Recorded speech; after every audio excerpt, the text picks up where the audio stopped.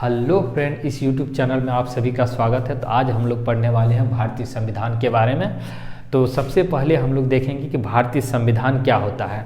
तो भारतीय संविधान सबसे पहले देखेंगे संविधान। तो संविधान एक किताब है, उनके अंतर उन सभी बातों को लिखा गया है जिसके आधार पे हमारा ये पूरा, चाहे भारत सरकार हो या फिर न्यायपालिका हो, पूरा सिस्टम उसी के अंतर्गत चलता है। कैसे चलना है, कैसे क्या करना है, इन सभी बातों को उस किताब में लिखा गया है। ठीक, यानी जिस तरह हम लोग किसी भी किताब को पढ़ते हैं तो उसमें अध्याय रहता है, उसी तरह हमारा भारतीय संविधान में अध्याय को भाग नाम दिया गया है। इसमें कुल 22 भाग होते हैं। तो हम लोग आज पढ़ने वाले हैं भाग नंबर 1, यानी भाग 1 में जो जिक्र किया गया है अनुच्छेद 1 से लेकर 4 तक।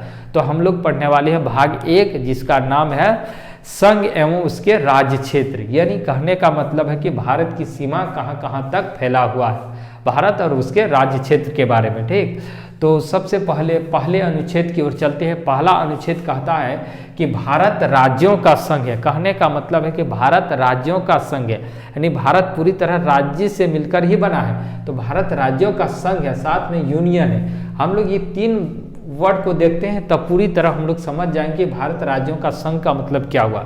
कि कन्फेडरल मतलब होता है परिसंघ। ये बहुत ही कमजोर होता है। किसी भी राज्य थोड़ी थोड़ी शक्तियां दे के केंद्र को देकर एक देश बनाता है, और ये देश कभी भी टूट सकता है और राज्य अलग हो सकता है। इससे थोड़ा सभ्य रूप है फेडरेशन, मतलब होता है हिंदी में संघ। ये होता है लिखित के साथ थोड़ी थोड़ी शक्तियां केंद्र को देता है और एक देश का निर्माण करता है, और जब राज्य को टूटना रहे तो वो बॉन्ड तोड़ देता है, राज्य से अलग हो जाता है। इसका उदाहरण है अमेरिका। अमेरिका का राज्य चाहेगा तो जब चाहेगा उससे अलग हो सकता है। ठीक, और तीसरा नंबर पे है यूनियन मतलब होता है कि यूनियन अगर चाह लेगा तो वो कभी राज्य अलग नहीं हो सकता, पूरी शक्तियां केंद्र को दिया हुआ रहता है। इसलिए भारत राज्यों का संघ कहने का मतलब कि भारत के राज्य कभी भी भारत से अलग नहीं हो सकते हैं। एक हम लोगों का था जम्मू कश्मीर अपवाद में, वो बहुत फुदक रहा था कि हम लोग अलग देश बनाएंगे, लेकिन उनको भी 370 हटा के अब राज्य भी रहने नहीं दिया, उसको केंद्र शासित प्रदेश बनाया गया है। 2019 में उसको 370 धारा से हटा दिया और पूरी तरह भारत का अंग बन गया। ठीक, अनुच्छेद दूसरा कहता है कि संसद को ये अधिकार है कि किसी भी विदेशी जमीन को या विदेशी भूमि को अगर भारत में मिलना चाहता है तो वह उसे भारत में मिला सकता है, वो भी बिना राष्ट्रपति के अनुमति के बिना। इसका एग्जाम्पल है कि 36वां संविधान संशोधन 16 मई 1975 को सिक्किम को भारत का राज्य बनाया गया, जबकि सिक्किम भारत का पहले नहीं था। ठीक, तो कोई भी विदेशी थोड़ा भूमि को या फिर राज्य अगर यहाँ पर मिलना चाह रहा है तो उसको मिला सकता है। अनुच्छेद 2 बोलता है। अनुच्छेद तीसरा बोलता है कि संसद को ये अधिकार है कि भारत के किसी भी राज्य की सीमा में परिवर्तन कर सकता है तथा उसका नाम बदल सकता है। उदाहरण के लिए हम लोग देख लेते हैं, उत्तर प्रदेश से उत्तराखंड को काट दिया, मध्य प्रदेश से छत्तीसगढ़ को अलग कर दिया, और बिहार से हम लोग को झारखंड को अलग कर दिया।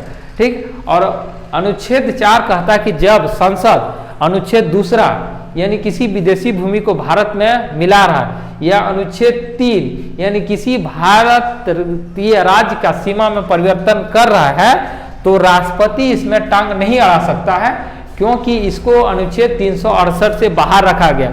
जिस भी अनुच्छेद को 368 के अंतर रखा जाता है उसमें हमारा राष्ट्रपति का सिग्नेचर यानी साइन होना बहुत जरूरी है, जबकि अनुच्छेद 2 और 3 को संविधान संशोधन यानी 368 से बाहर रखा गया है। ये हम लोगों ने आज देख लिए अनुच्छेद 1, 2, 3। फिर से रिकॉल कर देते हैं। भाग 1 में कहा कि संघ एवं उसके राज्य क्षेत्र का वर्णन है, अनुच्छेद 1 से 4 तक वर्णन है।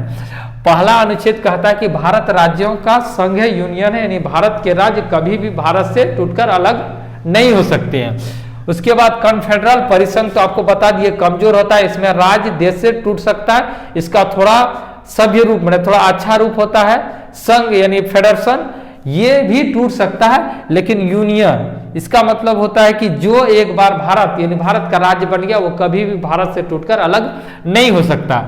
अब हम लोग देखेंगे कि अनुच्छेद 2 क्या बोलता है। किसी भी विदेशी राज्य को या टुकड़ा को भारत में मिलाना चाहे तो वो भारत में मिला सकता है। ये संसद का अधिकार है, बशर्ते उसकी मंजूरी चाहिए, मतलब वो मिलना चाहे तब मिला सकता है। उदाहरण एग्जाम्पल है 36वां संविधान संशोधन 16 मई 1975 को सिक्किम को हम लोग भारत का हिस्सा बना लिए। और संविधान अनुच्छेद 3 कहता है कि भारत के किसी भी राज्य या सीमा में परिवर्तन करना चाहे तो संसद कर सकता है, वो भी बिना राष्ट्रपति के अनुमति के बिना। साथ ही उस राज्य के बिना मुख्यमंत्री की अनुमति, उस राज्य के मुख्यमंत्री भी नहीं चाहेगा कि सीमा में परिवर्तन हो तो पर भी वो संसद उसका नामकरण चेंज कर सकता है। और अनुच्छेद 4 बोला है कि जब संसद अनुच्छेद 2 और 3 का यूज कर रहा है तो राष्ट्रपति उसमें टांग नहीं अड़ा सकता है, क्योंकि इसको संविधान संशोधन अनुच्छेद 368 से बाहर रखा गया है। ये वीडियो में इतने तक हम लोग अब देखेंगे अगले वीडियो में। अब नेक्स्ट जो पार्ट होगा कि भारत का एकीकरण, मतलब जब भारत आज़ाद हुआ था तो भारत तो बहुत सब टुकड़ों में बस गया था, बहुत सब देशी रियासत रजवाड़े बन गए थे, उन सभी को एकीकरण किया गया था। वो देखेंगे नेक्स्ट वीडियो में। आप लोग स्क्रीनशॉट लेना चाहें तो ले सकते हैं।